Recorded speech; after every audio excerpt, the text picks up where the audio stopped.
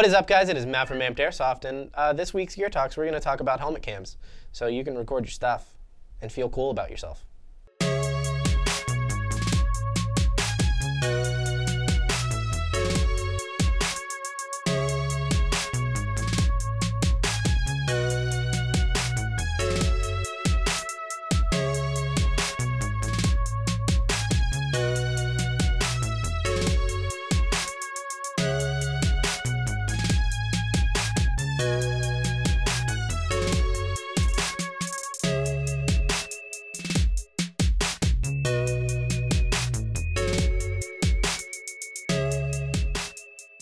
All right, guys, so there's pretty much about 3 things that you want to look into whenever you're looking to set up your stuff for actual recording.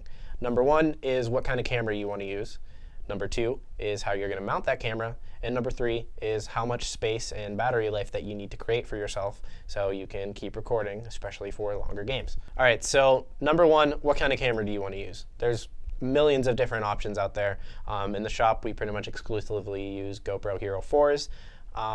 Recently, the GoPro Hero 5 and the 6 came out, so those are better cameras in a few different aspects, but for the terms of actual recording airsoft gameplay, it's a lot easier to use a GoPro Hero 4, we found. It comes readily available with the waterproof housing that you need to protect your lenses. Now, there are lens protector options out there, and you can get an underwater housing for both the Hero 5 and the 6. But it's a little bit cheaper just to get the GoPro Hero 4s, and plus we've already had them, and we haven't seen a reason why to upgrade yet because the quality of the GoPro Hero 4 is pretty good. So what I started out with is just this tiny little knockoff GoPro that I got off Amazon for like 50 bucks. It does what it's supposed to do. It records its video, keeps everything in 1080p. It's nothing really special. It did exactly what I needed it to do, and I was able to throw that on my helmet and have fun with just basic gameplays whenever I first started editing those types of videos. Now, another camera that you were going to want to think about are the contour cameras, or something similar like the much better performing Sony cams that are out there. These cams are sort of your side mounted option. So a lot of guys will put these onto the side of their helmet. They'll put them on the side of their guns and use them as a reverse gun cam. But these are great options for you, especially if you have something that is taking up your NVG shroud and you can't put a camera right on the front of your face. They're also a little bit cheaper than a GoPro Hero. But whenever you're thinking about what kind of camera that you need or you want to get, definitely think about your budget because they're expensive. So they can go from anywhere from your $50 guy to a $500 GoPro Hero. When you're starting out, there really isn't anything wrong with picking up one of these little guys. Something small like this that's affordable will really help you figure out what you want to do editing-wise and your skills there, and that'll get your foot in the door. Next up, we're going to talk about mounting your cameras. This is pretty much the second most important thing that you need to think about, because if you can't mount it, you can't record it. If you're a GoPro Hero user or someone that uses something similar like this guy, you're definitely going to want to think about the brain exploder mount. Pretty much all of the brain exploder mounts that are out there are geared towards the GoPro Hero 4 or similar devices, and they're pretty much the industry standard when it comes to mounting that kind of camera. If you look at any video that's out there, anybody that does the bigger videos like ourselves or Desert Fox or any of those guys, they use these guys almost exclusively. Mostly because that allows the GoPro to be a little bit closer to the eyes of the person that is wearing the helmet or whatever other kind of headgear that you're wearing. Basically, doing so allows for the best angle of viewing and allows you to see everything that the actual recorder is seeing. When it comes to cameras like the Contour or the Sony cams, they're obviously mounted on the side of the helmet. It doesn't just sit at the front and just look like a giant unicorn horn coming out of the side of your face. What you're going to want to use for these kinds of cameras is the railed side mount or some sort of Velcro attachment. It's pretty simple. If you use a actual railed mount, you just put a rail on the side of your helmet in one of the little arc rails that most bump helmets have, or you take your Velcro and you just plop it on the side and you should be good. Most helmets have Velcro, most helmets have arc rails, so it shouldn't be too hard to get everything that you need to actually mount these. This angle and these kinds of cameras are best for helmets that already have an NVG shroud or something that is taking up the NVG shroud that you would rather have there than a camera.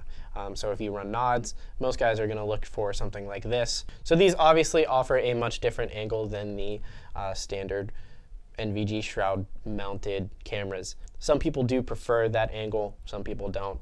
But if you have something more useful in your NVG shroud, this is definitely going to be something that you're going to want to consider, because you don't want to hinder yourself by throwing a camera in there. Okay, so Brain Exploder doesn't only make the NVG shroud mount, he also makes mounts for hats. This includes his baseball cap hat mount and his boonie hat mount. These are great options for you if you want to ditch your helmet, especially when it's hot, so that way you don't run around with an oven on top of your head. Okay guys, so the next thing that you're going to want to consider whenever you are recording your gameplays is battery space and memory card space. These are really important because obviously if you don't have something to put your footage onto, you're not going to actually be able to record. And then all of the money that you spent and the time that you spent on setting this up is pretty much going to be useless. So you're going to want to figure out a way to make this as easy as possible. In my opinion, the best way to do that is to have an external battery pack and to have a very large SD card inside your camera, so that way you don't have to replace cards on the field. First, we're going to start talking about cards. The basic minimum that you are going to want is a 64 gigabyte card. This is going to allow you to record pretty much all day. It's going to do everything that you need it to do. You're going to have plenty of space. Now, if you are looking to record for more than that, I suggest upgrading it to a 128 gigabyte card. You get double the space, and you're pretty much going to be set for a whole weekend. Now, this will allow you to continuously record, especially if you are in some very long engagements at a game like Milsim West or longer 24-hour games or anything like that. You're going to have plenty of space for whatever you need to record. This is going to lead us into the next thing, which is battery space. Battery is pretty much the most hindering thing other than your memory card space. If you don't have enough battery, you're not going to have enough to record everything that you want to.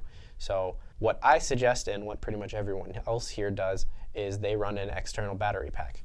For me, I just use smaller guys like this little Mophie, which is a really good option for you because you have a lightweight battery that you can either put into a NVG counterweight pouch or Velcro to the back or side of a helmet quickly and easily, and not have to worry about your GoPro or whatever camera you're using. This guy will charge my phone twice and keep my GoPro alive for basically a whole day with some juice left over. So one or two of these will have you set. You can get them for pretty cheap. It doesn't have to be this exact one. Battery packs are found everywhere. You can get them at Five Below.